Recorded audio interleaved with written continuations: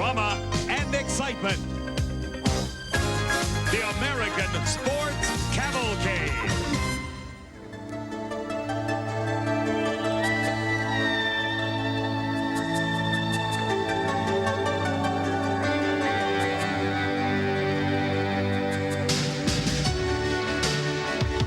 The oldest city in Canada is also one of the most picturesque.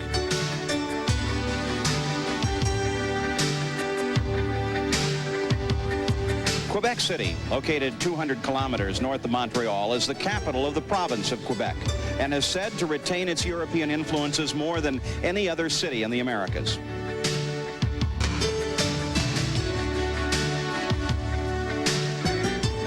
This bastion of old world charm is really two cities, the original or upper city, boasting an enchanting display of cultural and artistic endeavor.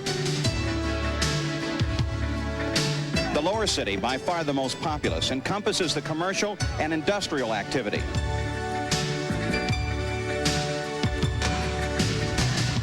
But perhaps the most notable attraction is the remaining section of wall that comprised the original fortress.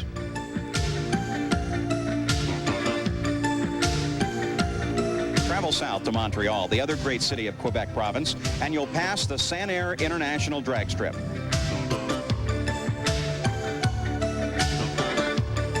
Hello, I'm Paul Page, and welcome to the Grandnational Sportsman. This is the only international stop in the NHRA drag racing series. And how important is it? Well, this top alcohol dragster belonging to Mike Troxel is towed here all the way from Denver, Colorado. To find out more about these alcohol-powered cars and to look ahead to what we have coming up today, let's go to my colleague, Steve Evans. Paul, the quickest and the fastest cars we'll be seeing in our sportsman coverage from Sanair today are the supercharged alcohol funny cars. They even outperform the dragsters like Mike Troxel's because they're allowed to use the biggest engines in the sport. This is Frank Monzo's power plant on his Thunderbird car. It is 510 cubic inches and makes just about 2,000 horsepower. Now, Frank is a big favorite today because he's the #1 qualifier at 614, 227 miles per hour. Now, those are impressive numbers, but consider that the computer on board this car tells us that he is running 200 miles per hour at the 8th in just 4 seconds. Now that's acceleration. To fill us in on the third of the 4 categories we're covering today, here is 3-time Winston champion and our good friend, Big Daddy Don Garlitz. Steve, I'm with a couple of the cars that are very fine examples of the type of vehicles we'll be seeing in Super Comp today. This first one is a 23T Roadster owned by Wally and Lynn Roberts. It even has a canopy like I had on my fuel dragster. It's a nice little car, got a lot of high-tech stuff, funny car type frame, fuel tank up in the front, canard wings just like a fuel dragster. A family operation, highly competitive. And they race against cars like this rear-engine dragster. It looks just about like the car that I had when I first came out with a rear-engine car, only it doesn't have a supercharged engine in it. Not quite as expensive to operate, but these cars are highly competitive. These two cars would start from the line dead even, no handicap start, and they run on what we call an 890 index. Now what that means is they cannot run under 890 seconds. The very best possibility would be each to run 890 all the time. Well, they come real close to that. So the difference is made up by the driver and his reaction time. He has to leave perfect every time or he gets beat because there's always somebody that's going to run right at that 890. So the class has got lots of cars in it and it's highly competitive. So it's an exciting class to be in. And now Steve's with another class that you'll be seeing today. Steve?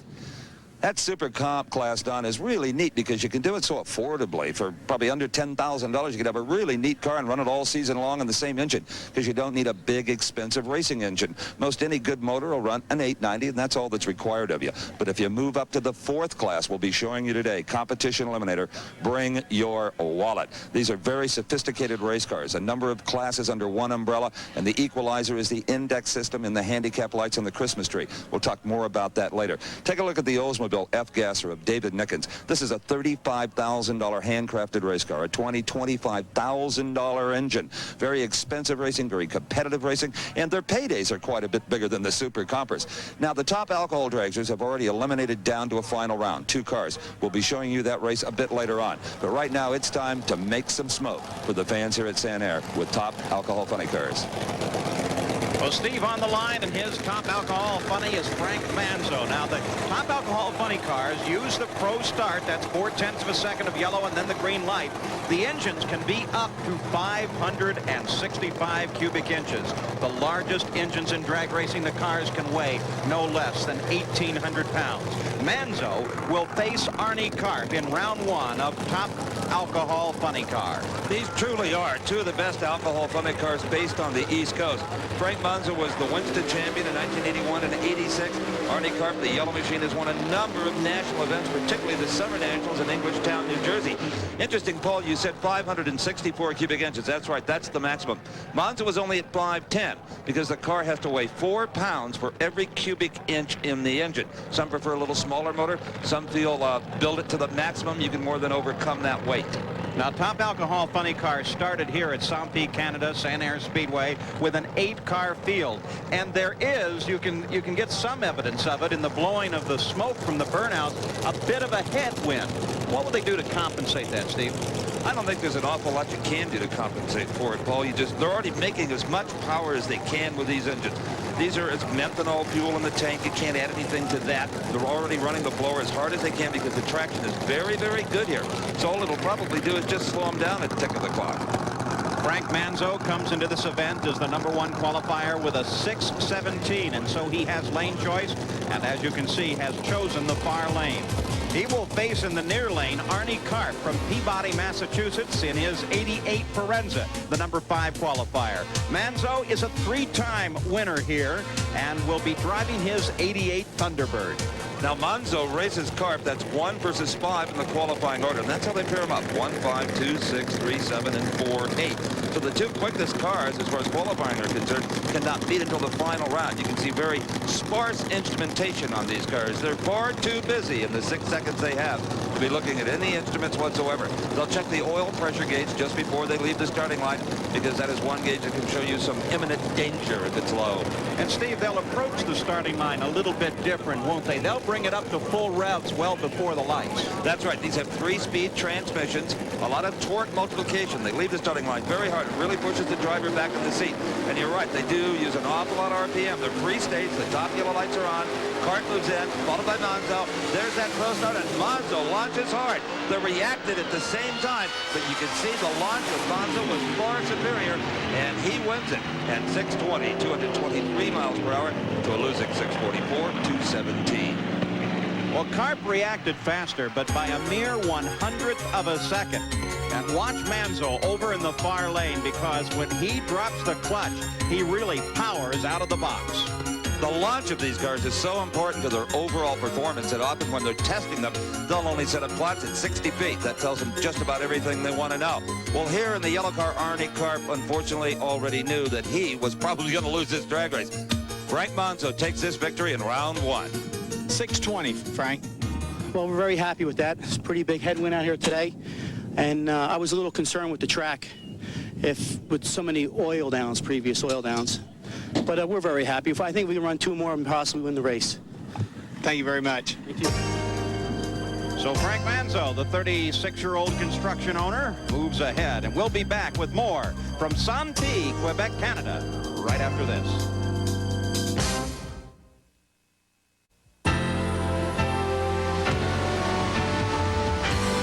Transportation via water has been so important to the province of Quebec, both past and present.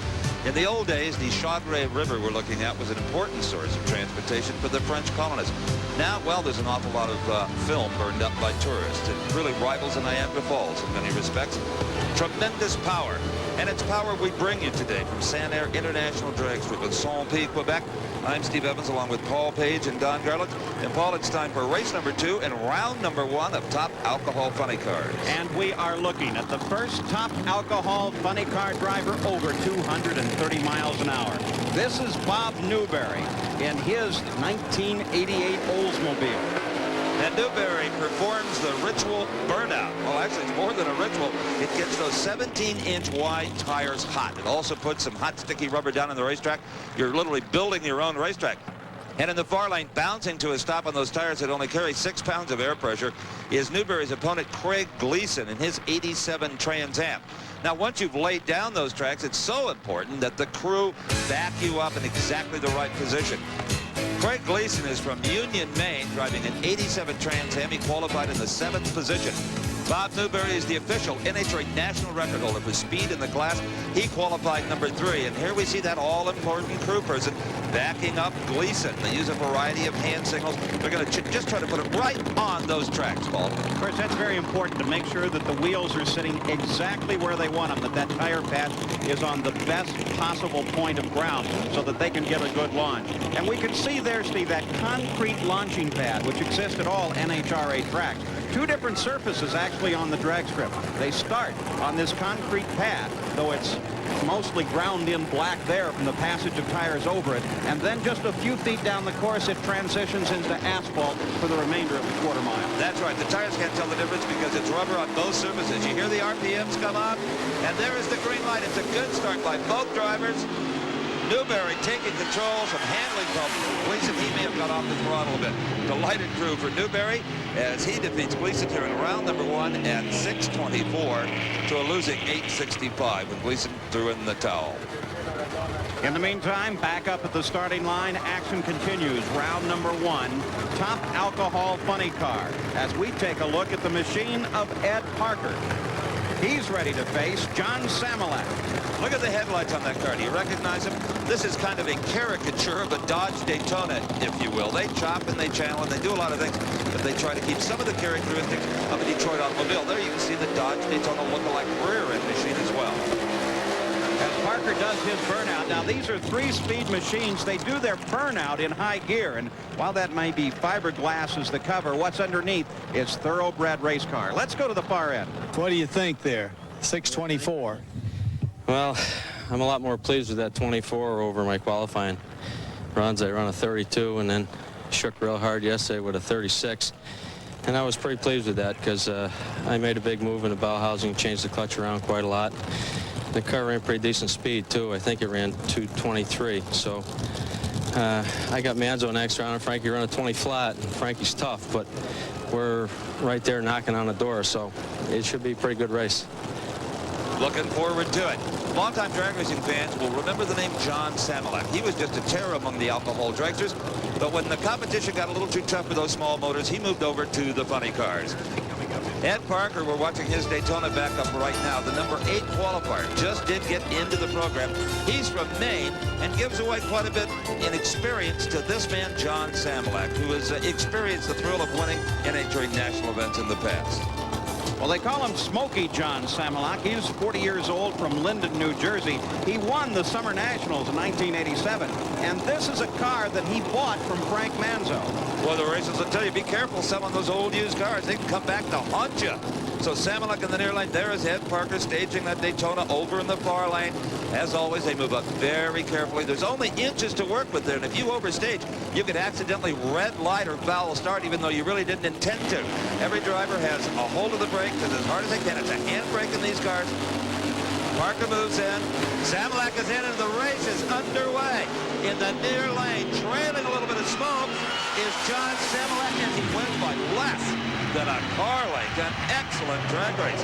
6:52 at 204 miles per hour to the winner, and a 6:63 at 213 miles an hour for the loser. But watch Parker over there. He had a great hole shot. He had the advantage off the starting line.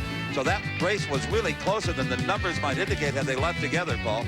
Yeah, but Steve, there may be an indication of problems at the far end. As we take a look here, watch the car in the near lane. That's Samolak. And just as he gets to the line, you see a puff of blue smoke.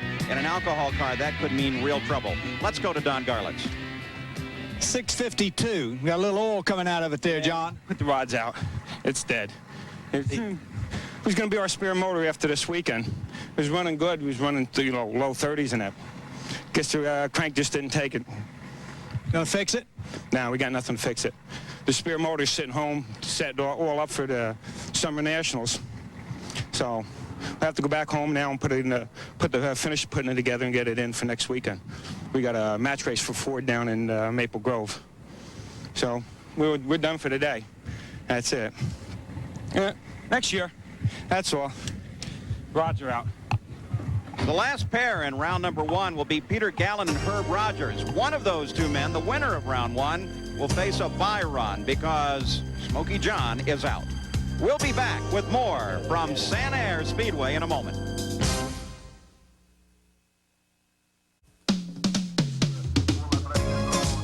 We're back at the Grandnational Sportsman at Sanair International Dragstrip in St. Pete, Quebec. I'm Steve Evans along with Paul Page and Don Garlitz, and we continue with action in the fastest category of our coverage today, top alcohol funny cars. There you see the electric starter being removed from that top pulley on the floor. That's how they get these engines started. They squirt a little gasoline in that mud catcher looking fuel injector, and until the pumps start to work, that gets the motor running. You know, Steve, you just did it, and everybody here seems to do it, and that is pick up the French, because we're in Quebec, which is a French province of Canada, and there is the mixture of both French and English spoken here. And so you have a tendency just naturally to say Saint-Pie when we actually maybe ought to say Saint-Pie. I agree with you all the way. All right, there is Peter Gallen, the defending Grandnational's champion, and his opponent over in the near lane is Herb Rogers. And look at the abuse those tires and the whole car takes on the burnout. Well, Peter Gallen went from this event last year where he won to win also at the Keystone Nationals. So this track started what hopefully is a streak for him that extends into this year as he backs up and gets ready to place his machine on the line. Peter Gallen is 31 years old from Newton, Pennsylvania in his 88 Olds. He's the number 2 qualifier. And you know there's some fans riding with his opponent, Herb Rogers. He's the only Canadian in the top alcohol funny car field, London, Ontario, Canada, and he may not race. Look at the crew running down there, Paul. The car has got some problems. I can't tell from here if the engine is running or not. I don't believe it is. No, it sounds like it's shut off. They've shut this machine down now. NHRA and the crew try to get this car back out. That means that Gallen will have a bye run, but still a very important run because his ET will help determine his lane choice for future rounds. So as they push this car off, Gallen has to be sitting there hoping that too much heat doesn't build up in his engine before they can get that car off and affect his performance. This is really an odd set of circumstances, though. John Samolak already told Don Garlitz at the far end that his engine is broken, that he will not make it back to the second round. So that means Peter Gallen has a bye run here due to the broken opponent. He will have a bye run coming up. He really doesn't need to go all out for lane choice. But Paul, I think he will. He's a number 2 qualifier. He wants to make sure he still has the combination, that the track hasn't changed, that the weather hasn't affected his performance at all. Well, let's watch and see what he elects to do. He can roll out there 5 feet and shut it off and go to the finish line if he wants to do that. Yeah, but most real racers will run just as hard as they can. In fact, they don't want to come off of their normal pacing because that's when things get dangerous. If you say, well, I'm only going to do it halfway, you may not pay full attention and then you may have problems. That's right. Here is Peter Gallen. He is going for it. Peter Gallen down the far lane, waltzes into the semifinal round at a 6.27. And seldom does a driver in this position know that he's automatically through the next round and into the finals, as it were. But still an excellent run. That 6.27 matched his qualifying of 6.27. So Gallen is really running strong and hard. While Rogers' crew pushes his car off the track, he'll have to wait for yet another day. So the pairings for the semifinals. Peter Gallen over John Samolak. We know that Samolak will not appear. Gallen will have that other bye run. Bob Newberry will have to face Frank Manzo, and Manzo will have the lane choice. Let's go to Don. 6.27, Pete. Thank you. It's a shame for Herbie, but we skipped the dry leave that time, and it helped us on the bottom end of the track, I believe. So we're pretty happy with it. Could you tell me my speed? I didn't hear your speed, but I do know 222. You're in the final because your competition is not coming back. They kicked the rods out. Oh, Smokey can't make it? Well, I'm glad we're in the final. We were here last year, but we're going to have to earn that one. Thank you very much. Good luck. Thank you. Big Daddy interviews him anywhere he can. Now listen very carefully. The public address announcer is now speaking in French. This is a bilingual province with French being predominant. Steve has a report. French is the language of the province of Quebec, but traditionally, sporting events have been announced over the public address system in both English and French as a courtesy to non-French-speaking Canadians and, of course, English-speaking visitors. And usually that takes 2 announcers, 1 English, 1 French. Well, not here at Sanair, not since they found Bob Albertine. Let's take a listen to this. Chevrolet Power. Brian Little from Oakville, Ontario, Canada. La Ford 1923, moteur Chevrolet de Oakville, Ontario. Brian Little, âgé de 42 ans. Son adversaire, Val DeGenova, âgé de 41 ans, de Derry, New Hampshire. Gagnant 1987 du Grandnational Molson. Hi, Steve. That is incredible, Bob. Which is your native tongue? French. It really is. Is it easier for you in French than English, or are you equal to both? I would say that I feel comfortable in both after so many years. Give me a translation in French of burnout. Burnout, le réchauffement. Okay, funny car. You got me. Funny car. There's no literal translation? No, it would be stretching the imagination all that much. And, you know, there's some of this stuff that we have to stick with the anglicized terminology. My compatriot on the announce team, Big Daddy Don Garland. Le gros papa, no. No, again, these are particular to the sport. Sure. There are things, you know, like mechanical terminology that we will be able to translate. And I, over the years, have been able to come and develop some sort of standards along with my colleagues who do bilingual announcing in this province. Well, you do a great job. Thanks a lot. I thank you very much, and welcome to Le Grandnational Molson. Bob Albertine, amazing man. And impressive for guys like Steve and Big Daddy and I who have trouble just getting through in English. We move now to comp. This is Dave Nickens. He is ready to face Joe Fica. Now, here we will see a handicap start. Now, the handicaps are judged from performance over previous meets. The engine size up to 441 cubic inch displacement. We'll see all variety of cars in this category. This is the car we had a look at earlier. We talked about how expensive that machine is. But he will get the head start of the dragster. The dragster being lighter, it's an economy dragster. Economy dragster means they have to run an automatic transmission with a full torque converter and 1 4-barrel carburetor. Here's how it works. Nickens is an F gas class car on a 940 index. Fica, Joe Fica, his economy dragster on a 760. Net result, 1.8 second advantage will go to Nickens off the starting line, and then that is dialed electronically into the Christmas tree. So this man, Joe Fica, he's the one that has to display some patience, and that's hard to do. When you see that other car leave the starting line, he's just gobbling up the quarter mile. But you have to, because if you leave too soon, you're going to red light, foul start, and be disqualified. But the equalizer is Fica gives Nickens the first chance to red light. If that happens, he can just idle down the racetrack. It's over. So Nickens in the near lane wants to cut a good light, but he doesn't want to push it too hard. He's staged and ready. The dragster moves in. Fica.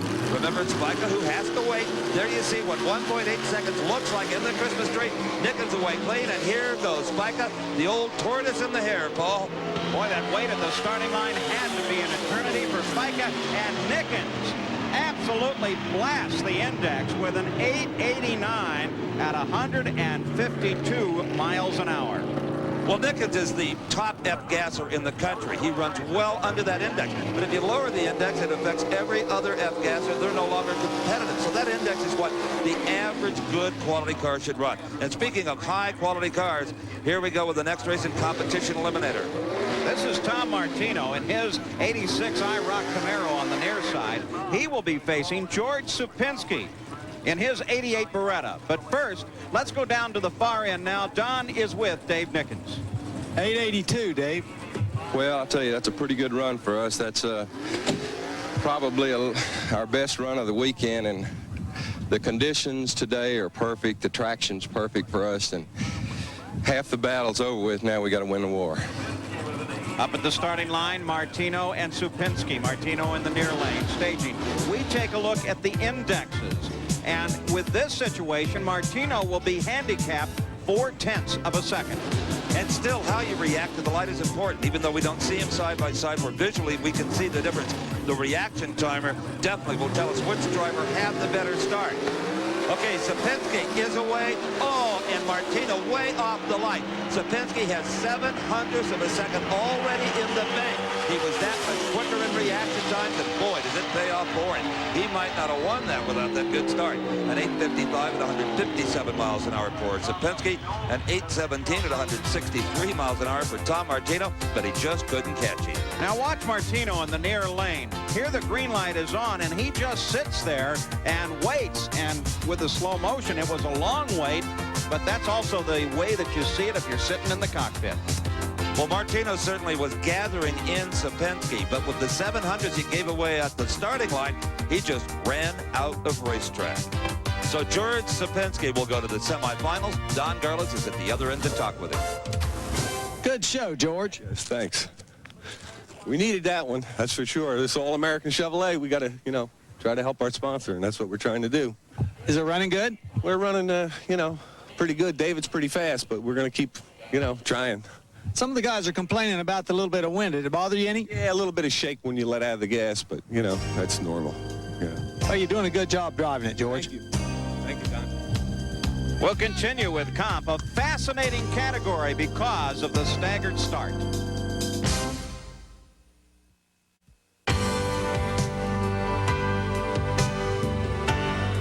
Here's some serious firepower installed in the original fortress in Quebec by the French colonists in the late 1700s to protect the port of Quebec. That was their top priority, protect their waterways at all costs. Well, our top priority today is just a little bit different. We're enjoying Competition Eliminator at the Grandnational Sportsman on Sanair International Dragstrip in Saint-Pie, Quebec. I'm Steve Evans with Paul Page and Don Garlitz. And what a contrast here, Paul. The beautiful street roadster of Vinnie Barone versus an Opel GT. Well, Barone is in this magnificently executed 27 Ford Model T, but it's powered by a Dickens and Brown 373 cubic inch Chevrolet. Now, we take a look once again at the index. He will face Joey Heffernan with an 890 index, Barone with an 865.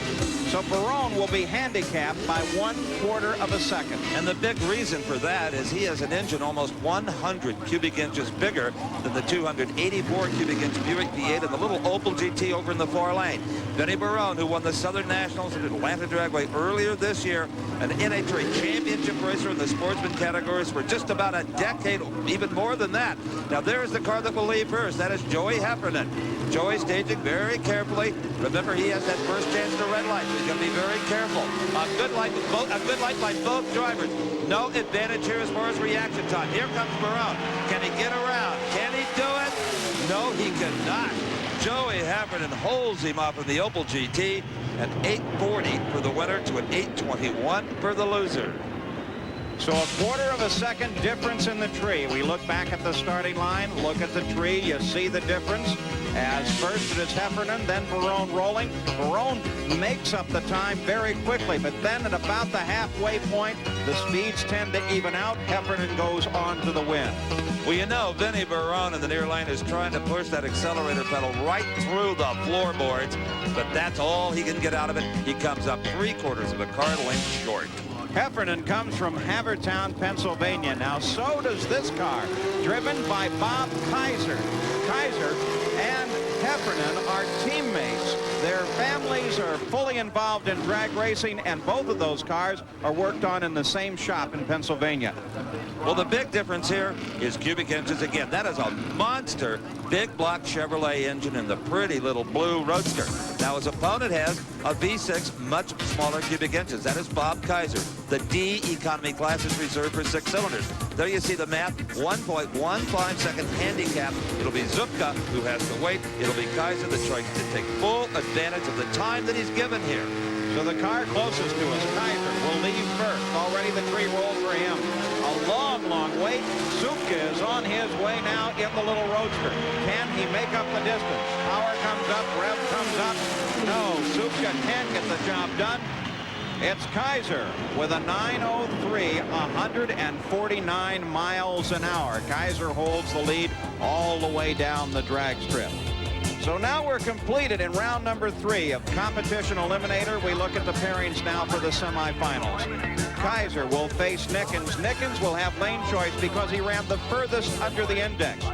and Heffernan will face Supinski. Heffernan will have the lane choice. Now let's go to Steve, who always can find something unusual. Of all the racetracks I have visited, I've only found two where the track owner lived on the premises. Out in California at Sacramento Raceway, Dave Smith has built a beautiful but conventional ranch-style house. And here at Sanair, where the Major Domo Jacques Curtin has built a, well, I don't know. It's anything but conventional, and that cylindrical structure is not a converted corn silo. It was designed and built to be exactly what it is, where Jacques lives. There's 8 floors of living area and a sun deck, observation deck on the very top. And each floor is different. A kitchen on one floor, then a den and a family room and a bedroom and another bedroom, and there's no elevator, which I guess accounts for the good shape Jacques is in, running up and down the circular staircase. As you might imagine, that structure attracts a lot of the curious, so Jacques has installed a foolproof security system.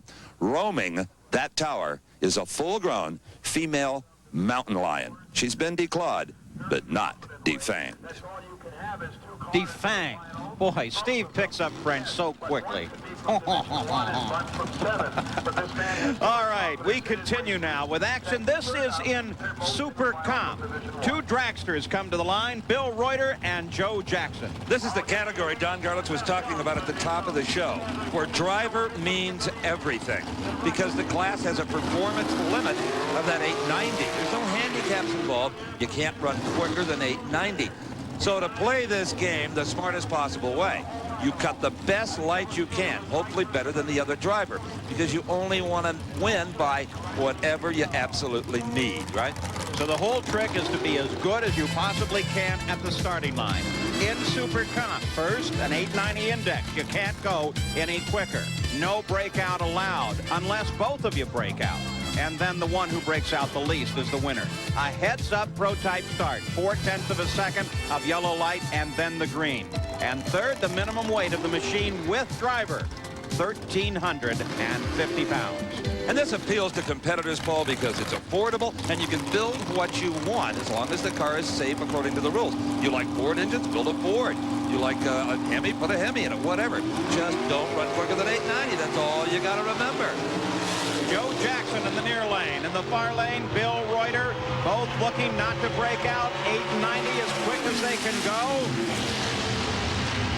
And it's Jackson with an 894, 139. And Jackson had by far the better reaction time. He had almost 3/100ths of a second in the bank. Let's see if we can pick up on that right here. And I really mean that, in the bank.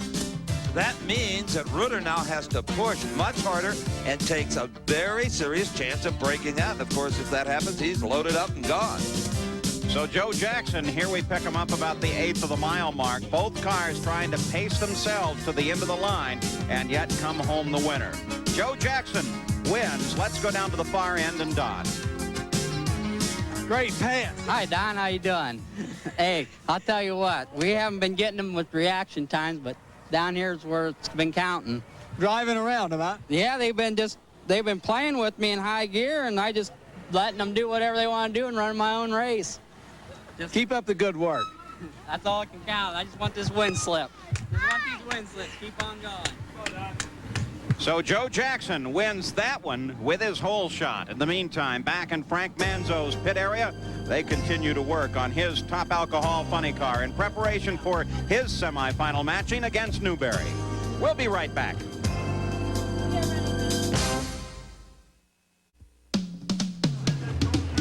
Action continues in NHRA Super Comp category here at Grandnational Sportsman.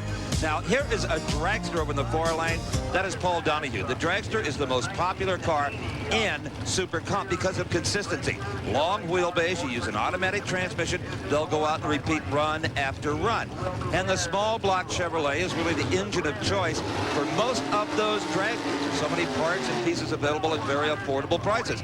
But others prefer to do things a bit differently. And here is almost a competition eliminator style car like we saw at David Nickens. A full-bodied machine.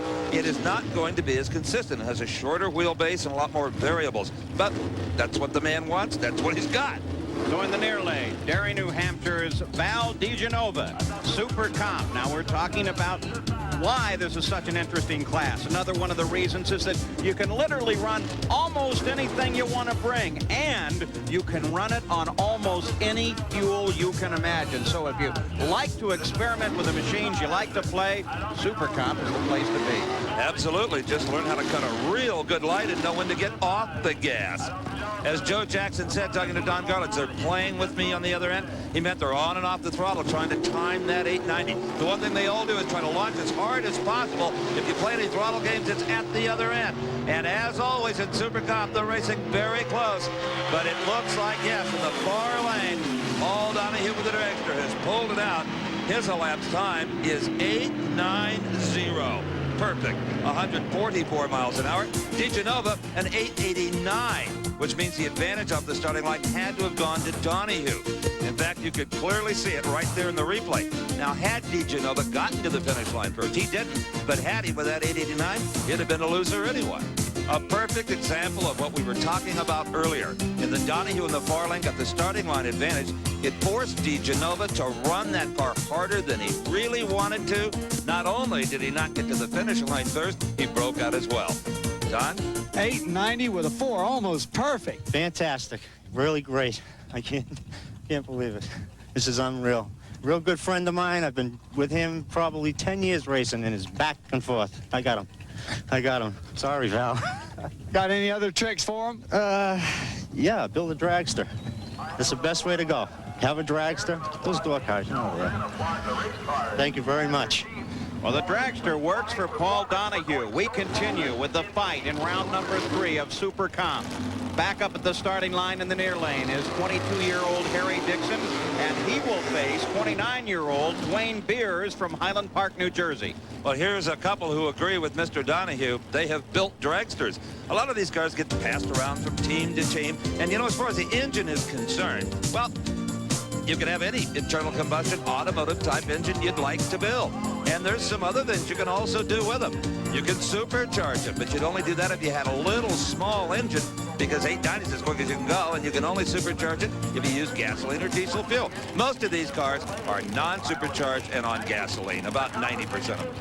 So over in the far lane, Dwayne Beers, a garage owner, as he faces Harry Dixon sitting in the near lane. One of the nice things about these little cars, Steve, is you don't need a push truck and a lot of crew and everything. You've got radiators. You can actually drive them around the pit area. Yes, you can. Dixon in the near lane gets the advantage by 2/100ths of a second off the mark. Here comes Beers side by side. It is Dixon in the near lane at 8.905. There was a thousandth of a second digit. But even more disappointing to Beers will be the fact that he ran the perfect number, 8.900. Which shows how very important it is to read the Christmas tree perfectly and to make as perfect a leave as you can. If you're going to win here, then you really have to know how to leave the line. We watch now as they come to the end of the drag strip. Again, a little throttle game here because you want to arrive dead on. That's what Beers did, but because he was late on the lead, it didn't matter. Dixon wins. So here are the pairings. Joe Jackson will face Paul Donahue. Donahue will have the lane choice in the Super Comp semifinal. And Harry Dixon will have a bye run. There were an uneven number of cars entered here, so Dixon gets a bye in the semifinal. 890 with a 5. All right. And your competitor on 890 with a 0. You must have had a good reaction time. I knew I got out on him a little bit, but I didn't think I went a 90. I hit the brakes a little bit. That's what counts, getting off that line. Thank you. So round number 3 of Super Comp is now complete. Coming up next, Top Alcohol Dragster. Stay with us from the province of Quebec.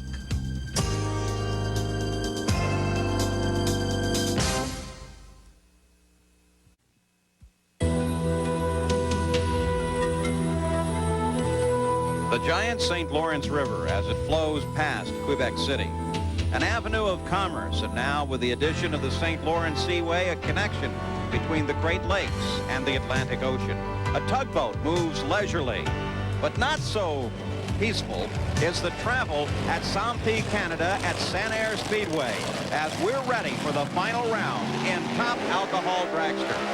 And this is truly a battle between East and West. In the 4 lane, the blue and white car, that is Jeff Rapp. He's one of the very best of the alcohol racers on a divisional level. Has won several crowns in the Northeast Division. Has not yet put together his first national event. He's 33 and owns a trucking company in New Jersey. His opponent, on the other hand, is really a full-time pro in a sportsman category. I talked to Mike Troxel earlier.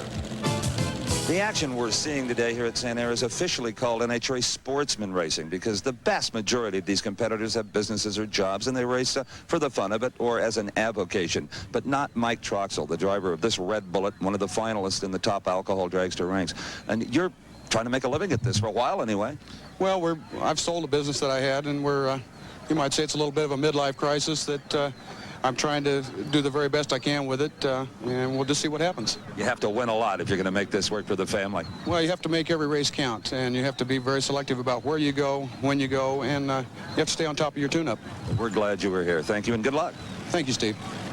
Well, Mike Troxel has found some success. He won the U.S. Nationals in '87, and in '88 he won at the Cajun Nationals and started the '88 season with a win at the Winter Nationals. And he has been all-powerful here. He was a #1 qualifier and has been the low ET of the 2 previous rounds. Jeff Rapp, look at the horsepower as it rocks on those tires as he brings the RPMs up. Rapp in the 4 lane, Troxel in the near lane, and it is Rapp away first. Jeff Rapp, magnificent driving. He's ahead of Troxel. Oh, but not at the finish line. Mike Troxel comes around Rapp. What a squeaker. 6.30, his best ET of the day has been at 6.29, 214 miles an hour. That was quite a race, Paul Page. Sure was, Steve. Take a look at the starting line. The car in the far lane, that is Rapp. He gets away first. So now it is Troxel's job to drive him down, which is exactly what he does. We pick up at the 1/8 of a mile mark, and you can see that Troxel in his home-built car is just powering away. Don? You run 6:30 and you won it. What about that? Well, consistency. That normally does it. We've been real fortunate. That helping that midlife crisis we're talking about? Maybe a little bit. Maybe a little.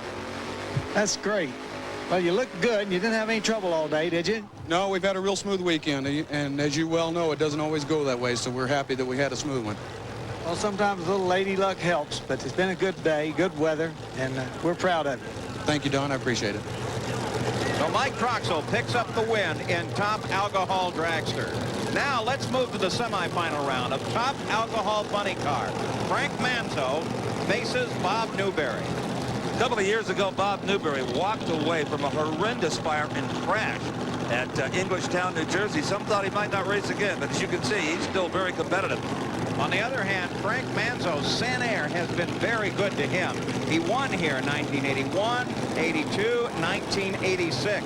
4 times he's been the NHRA Northeast Division champion. On the other hand, Newberry was the '85 winner here, and in 1979 he was the Winston champion in competition eliminator, now in a top alcohol funny car. One thing we know for sure, just looking at the record book, Newberry has the big top-end charge. He's the fastest alcohol funny car in the world. Talking about speed, that it's ET that wins drag races, and away they go. Monzo in the near lane. Monzo is ahead. Monzo's got it by just about a car length over Newberry. A 6:15. He'll be happy with that. 225 miles per hour to a 6:24 at 225 miles per hour. Monzo will go to the final round. Well, Newberry gets away with just a slight advantage, and then it's a fairly even run all the way to the finish line. In fact, as they come to the finish line, Monzo wins it, but they both go through the traps at identical 225-mile-an-hour times. Don? Nice job, Frank. 6:15. Thank you very much. Very happy with the ET. Come back to our qualifying, and track seems to be pretty good. And, well, we're going to see what we can do in the final. Great. Thank you. Well, the decision for who Frank Manzo will face in the final round has already been made. You'll remember that John Samolek broke his engine and indicated he had no spare at all and would not make it into the semifinals. So now Peter Gallen is on the line in the far lane, and he's still going to run as hard and fast as he can because he would love to come away from this run with lane choice. Well, that's going to be a tough thing to do when you figure that Ace Manzo just laid down at 6:15. Gallen doing a little lane research here. If he doesn't get lane choice, he figures that is where Frank is going to put him because Frank has been favoring the near lane. The timers are rolling, and they stop at a 6:29, way short of lane choice. So Gallen's by run at a 6:29, not nearly fast enough to top Manzo's 6:15. They will face one another in the final round. It will be Peter Gallen against Frank Manzo. Manzo will have his choice of lanes. We'll be back with more from Le Grandnational Sportsman in Quebec, Canada.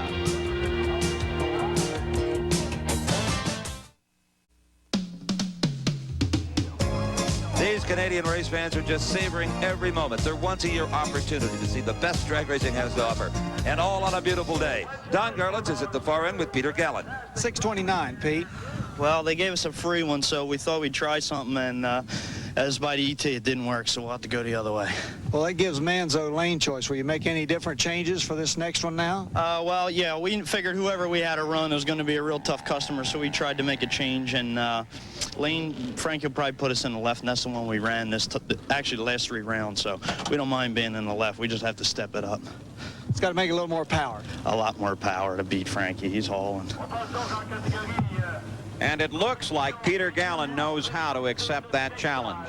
In the meantime, back at the starting line, the semifinal round in competition eliminator, as Bob Kaiser is ready to face Dave Nickens. Now, the enthusiasts out there will tell by the sound of this car, when he does the burnout, that that is a 6-cylinder automobile, that the economy altered the Kaiser. Listen to it. And you just heard in the background Nickens before him. So 2 cylinders do indeed make a big difference when it comes to the tone of that exhaust. Bob Kaiser qualified in the #1 spot. He should be the man to beat. He's from Havertown, Pennsylvania. He's been drag racing almost as long as there's been a drag racing sport. David Nickens hauled that Forenza all the way from the state of Texas. He qualified #3, but has run quicker in eliminations than he did during qualifying.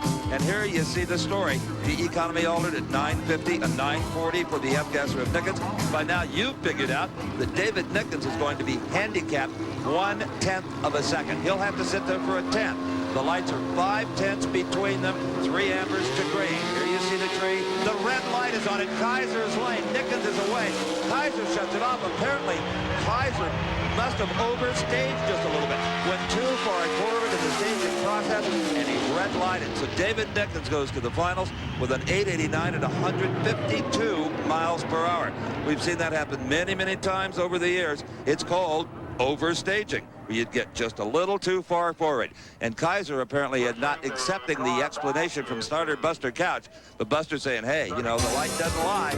Somehow it made contact as if that wheel wasn't there. So you'll see the light right here, really before the race gets underway, blink on in the near lane for Kaiser, and that spells his demise. But Bob Kaiser is not too pleased with that situation. A man very pleased is Dave Nickens, who now moves into the final round in competition eliminator. Don? Dave, did you see the red light? Well, no, I didn't. When I left the starting line, I was concentrating a little bit on my light, and that's the first time I'd been in a left-hand lane. I was a little uncomfortable over there, but when I looked up after I left, I seen him red light. I sure did. I tell you, it's been a good weekend for us. Our car has been flawless all weekend, and we've really had to do very little other than just work on the clutch a little bit on the car. And I guess if it's your day, it's your day. And good Lord wants you to win, you'll win the race. That's the way we look at it. And we're working real hard at it. We've been in the last couple of finals at the last 2 races, and we want to win this one bad. So who will Nickens face? Will it be Joey Heffernan in the near lane or George Zapinski in the far lane, the other half of the semifinal round in competition eliminator? And there is Heffernan's most unusual Opel GT, circa 1969. Not much left on that car that ever came from Germany, with a huge hood scoop as he smokes the tires, using the line lock to lock up the front wheels electrically so he can get them spinning real hard.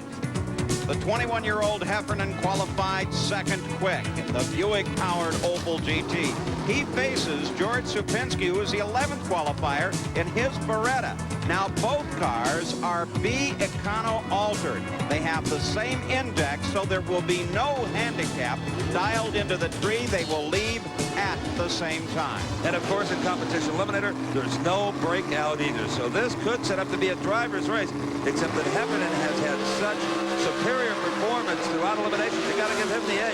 And here is Heffernan in the near lane. I'll tell you what, Zapinski is giving him one heck of a race, but Heffernan has lots of muscle on the big end, and he will go to the final round with an elapsed time of 8:37 and a speed of 158 miles per hour. So the finals are now set in competition eliminator. It will be Joey Heffernan in the Opel GT against David Nickens, but Nickens ran further under the index than Heffernan, and that will determine lane choice for the final.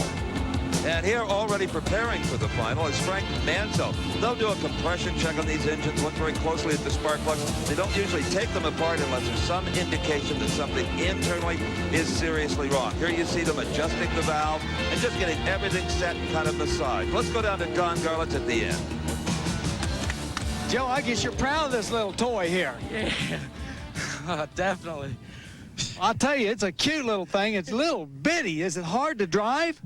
It's like a Cadillac. It really is. It goes straight as an arrow. You're kidding me. Nah, it handles great. How about the start back there? Did you get a good start? Did you get him out of the gate? I believe so. I really couldn't tell. I was concentrating too much on the light, my own light, trying to get the reaction time. You guys really start close together anyway. There's nobody that gets great big jumps, is there? Well, that was a heads up. We run the same class, and we run off the same index, so both of us left at the same time. So I hit second gear. I looked over. He was a little behind me. I'm like, yeah, this is great. Okay, you're in the final. Regardless.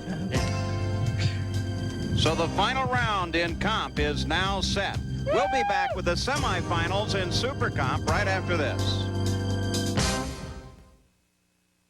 One in this category could be 1 or 2 100ths of a second. So Donahue leaps forward, ready to stage as he is ready to face Joe Jackson. And again, how you leave is absolutely critical in this particular category.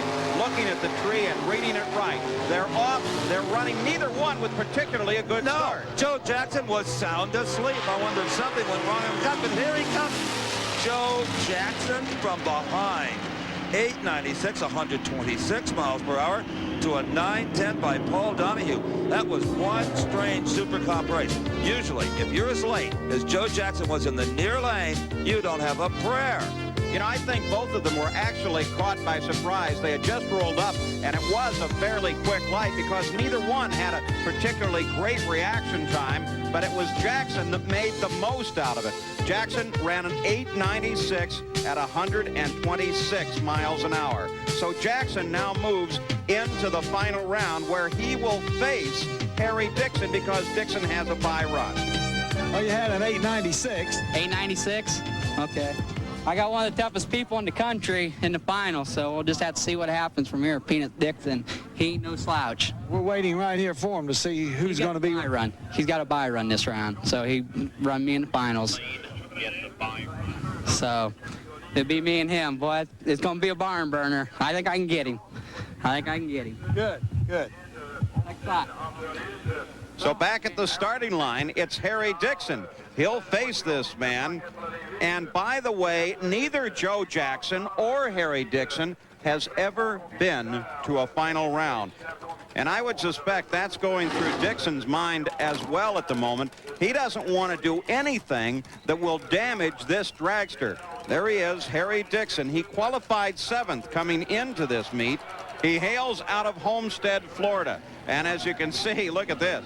He's not going to do anything to cause any problems for himself going into that final round. Absolutely right. Lane choice is not important with these cars. They don't have that much horsepower. Consistency is important. He doesn't want to put another run on those tires, another run on that automatic transmission. He wants to come back and fire the perfect 890 in the final round. The run is so slow, you don't even want to run the timers on this, but a 19.42 at 54 miles an hour through the trap. So now the stage is set for the final round in Super Comp. It will be Harry Peanut Dixon facing Joe Jackson. Jackson will have the lane choice, though that does not particularly matter. Neither man has ever been to a final round. We'll be back with more from Saint-Pierre, Quebec, Canada in just a moment.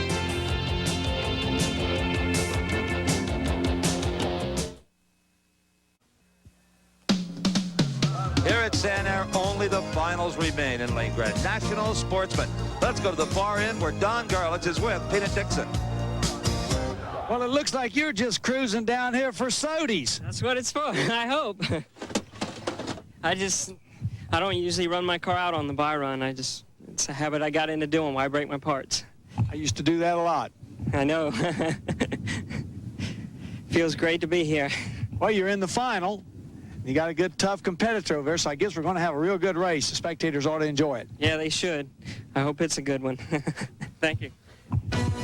So as Dixon is ready for his final round coming up, earlier we had the finals in some of the other sportsman categories. First, in Super Gas, Michael Lavoie from Canada versus Pat Wasson from Champaign, Illinois. Now, Super Gas is exactly like Super Comp, except it's for full-bodied cars, and the index, or that breakup factor, is a bit slower. Instead of 890, it's a 990, and you find it's a very eclectic category. You'll find every kind of car imaginable here. Again, it's just personal taste and being able to run 990, and you saw the great start there that Michael Lavoie enjoyed in the far lane, and that was the difference. He defeated Pat Watson a 994 to a 991, the whole shot, making the difference as it so often does in Super Comp and Super Gas.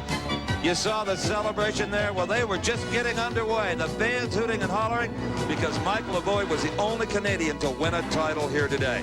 All right, earlier today also was the stock eliminator final. As you can see, these truly are stock cars. In fact, a pair of station wagons. The rules are very restrictive as to modifications they can make. They can have the exhaust headers and slick tires and a few little things under the hood, but not much. It was John Wojciechowski versus Bob Vogel in the stock eliminator final. The white car in the near lane had to wait as the handicap advantage went to Vogel. This is much like competition eliminator. Index is established for a whole bunch of classes under one umbrella, and trying to come from behind Wojciechowski was just a little bit short. Vogel won it at 13.78, 92 miles an hour. The stock eliminator champion here at Lake Grandnational Sportsman. Let's also recap the Super Stock final. Super Stock, the rules more liberal, the car is far more faster. Again, it's the handicap system with a breakout on indexes. It was Bob Herdline from Whiteboro, New York in his 68 Camaro facing Dave Bortman from Fruitport, Michigan. Dave Bortman in the near lane in is a hired gun, a many-time champion, in fact, a world champion. Bob Hartline in the far lane knew that Bortman was a tough customer, not just by his press credentials, but also by his elapsed times as compared to the index throughout the event. The man in the far lane, well, he thought he had absolutely nothing to lose. If he was going to win here today, he had to cut a good light, and he cut, well, a little too good. You saw the front wheels out of the beam before the green light came on and bypassed green and went direct, and Dave Bortman has another notch in his gun.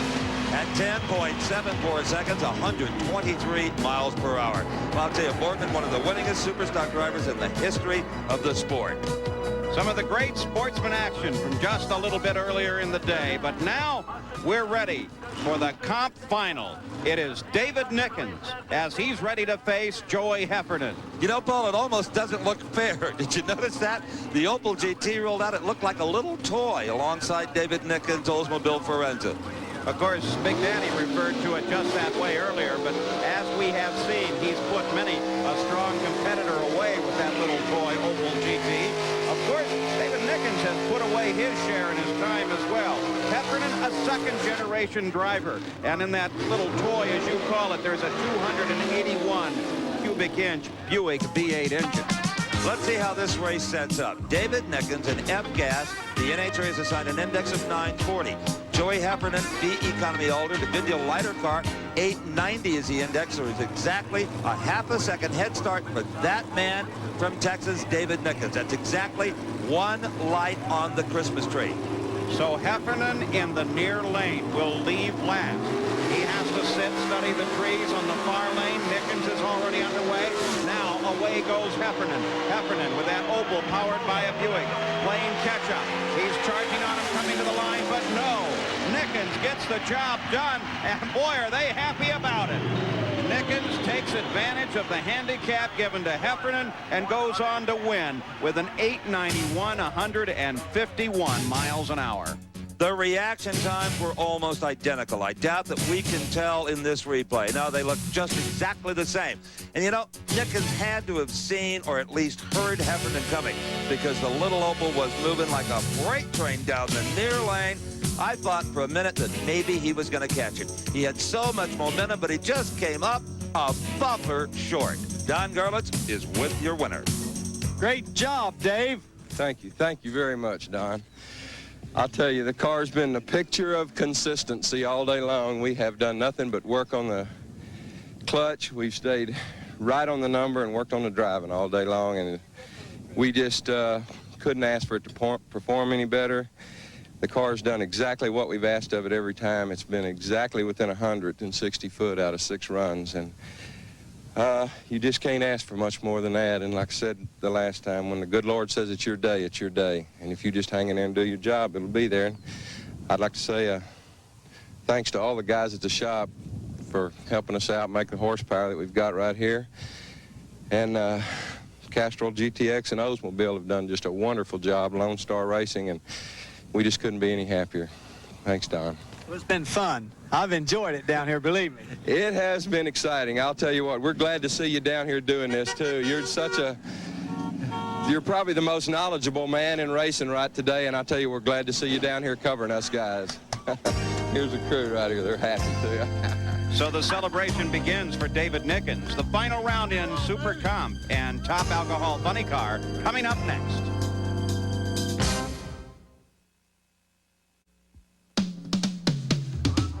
Well, the NHRA Le Grandnational Sportsman here at Sanair International Dragstrip in Saint-Pie, Quebec, Canada, is rapidly drawing to a close. I'm Steve Evans along with Paul Page and Don Garlitz. And Paul, only 2 races remain, and this is the first of them. Set, ready to go now, and again, unlike the professional categories that we see so often, not a lot of extra crew or extra equipment, as Harry Dixon in the near lane and Joe Jackson in the far lane are ready for the final round in Super Comp. And they have been the best 2 drivers today. The machines, in many cases, very close and potentially equal, really. It's the drivers that have made the difference. Little Peanut Dixon, he's had the best reaction times of anybody all day long.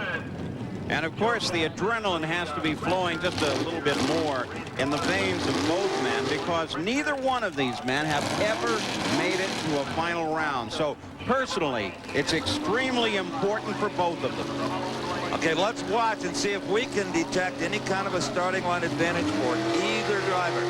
Peanut Dixon in the near lane, Jackson in the far lane. It is an advantage, yes, for Jackson by 3/100ths of a second. Jackson was off the mark first, and that usually makes the difference, but not today. Jackson's car fell off a bit in performance. It is Dixon winning it at 891, 142 miles an hour, to an 893 at 142 miles per hour. Wow. A turnaround on the drag strip. Now watch Jackson. He's over in the far lane, and he reacts faster when the green light comes on.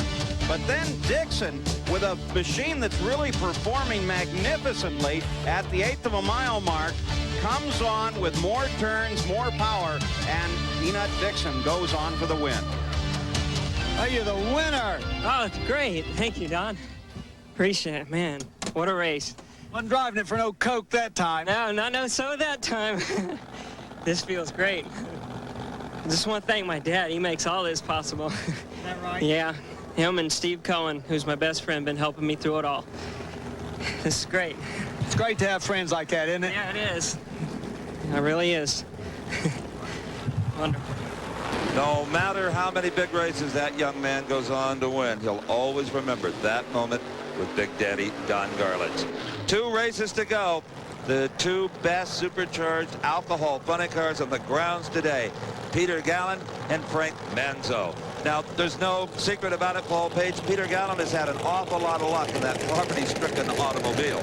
No question about it. He got here to the final round not with just 1, but with 2 different bye runs, cars that failed and were not able to answer the light. So he's got a car that, from another point of view, is relatively fresh, so he poured the power on both those runs. he faces a great veteran in Frank Manzo, who has had one magnificent day. Manzo sits in the near lane, Gallon over in the far lane. Well, Manzo has literally dominated the competition as far as elapsed times are concerned. He has been low qualifier, low ET of every round. But you see that man, Peter Gallon, once he pumped that brake up, he's pumping himself up, too. He even goes for the dry burnout. In fact, both of them do. That's kind of a, well, it gives them an indication of how the starting line is. Has it changed any? You don't often see alcohol funny cars do that kind of dry burnout. These guys are intense and ready. Manzo is in the near lane. Peter Gallon thought that that would be the lane that Manzo would choose, and in fact it's one that he's been satisfied with throughout most of the day. Remember, too, that Manzo has been dominant as a factor at this particular track with 3 previous Nationals wins. But anything can happen in this track racing sport has been demonstrated to us today. Here is Manzo. He looks over to make sure that Peter Gallon is within staging proximity. Neither one wants to really move up first. Every man would kind of like to stage last if he can, or at least as close to the other driver as is humanly possible, so that nobody sits in with the RPMs up any longer than they absolutely have to. Peter Gallon, far lane, holding on to that brake, revving up the edge of the cart, wanting to leave. He is holding it there. Frank Manzo on the near line from New Jersey. The moment is at hand, and off the marker, Peter Gallon has a tremendous hole shot. Manzo is in big trouble.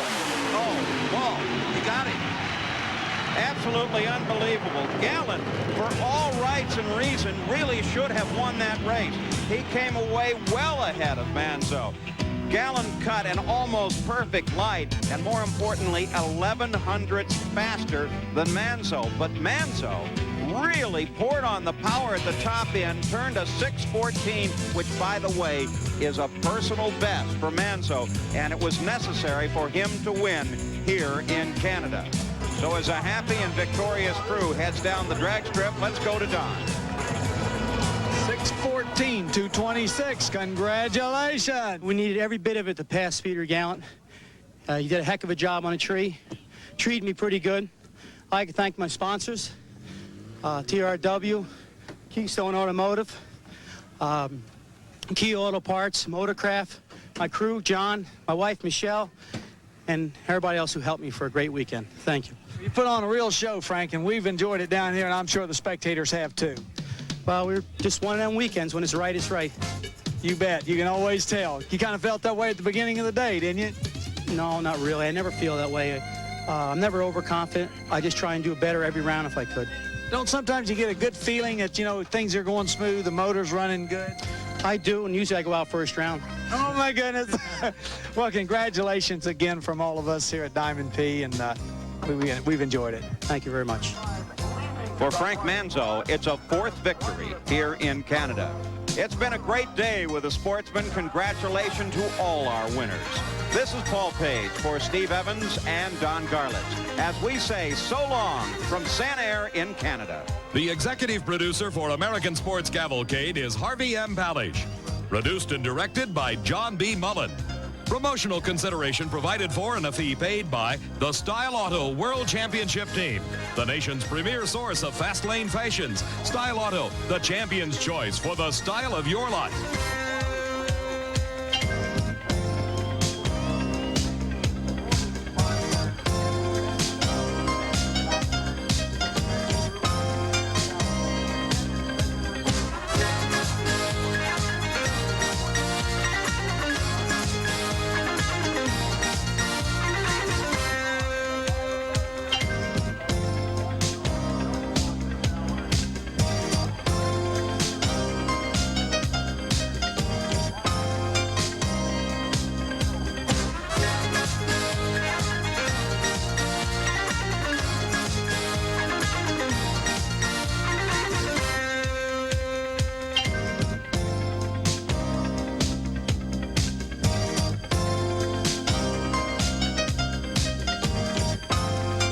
The American Sports Cavalcade is a presentation of Diamond P Sports.